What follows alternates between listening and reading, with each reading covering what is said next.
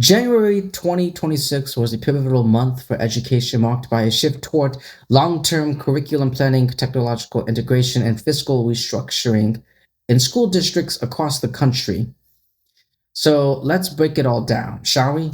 Starting with the biggest keynote, the national and global milestones. The first one up is International Day of Education, which is celebrated on January 24th. The 2026 theme was the power of youth in co-creating education, emphasizing student-led classroom transformation and global inclusion. The second one next is World Braille Day, observed on January 4th, highlighting the critical role of Braille in ensuring literacy and equal education for visually impaired students. Federal student loan changes.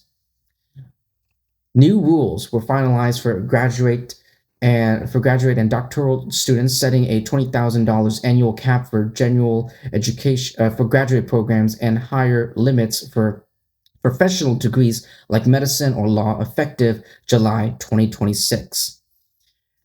The next key highlight is the policy and curriculum shifts. Texas SBOE meeting, the Texas State Board of Education approved a massive review cycle, IMRA 2026, featuring 529 instructional materials. Key debates focused on the pace of implementing new social studies and literary standards. Charter school gains. A January report from the National Center for Research on Education, Access, and Choice found significant gains in math and reading achievement for Michigan students who transferred from traditional public schools to charter schools, especially those with disabilities. The next key highlight is the district-level governance.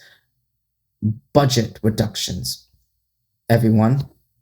Several districts, including Bloomington Public Schools, formally adopted multi-million-dollar reduction plans for the 2026-27 year to ensure long-term sustainability. Jesus Christ. That is one huge ass word for me to swallow and chew on. But I got that out. Staffing and enrollment. Brevard Public Schools announced a 7% staff reduction target for next year due to declining enrollment trends. Innovation and infrastructure. What I meant to say was districts such as ISAQ,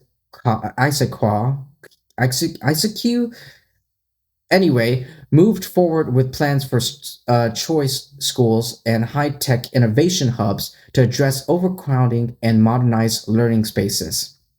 And last but not least is the academic calendars and operations. The 2026 and 27 planning, many boards like Montgomery ISD approved their 2026-2027 calendars this month, with a notable trend towards extended fall breaks and increased instructional days. The e-learning productivity. Recent extreme weather in January led to board discussions on the increased effectiveness of remote learning days, which now show higher student engagement compared to previous years. So look at that. So there's that too. But anyway, ladies and gentlemen, that is all there is in the world, or I should say the nation. The country, and in this country, the nation, in the world, in the nation of education. And yes, that's all there is. And thank you, everyone. And I will see you in the next video. Peace.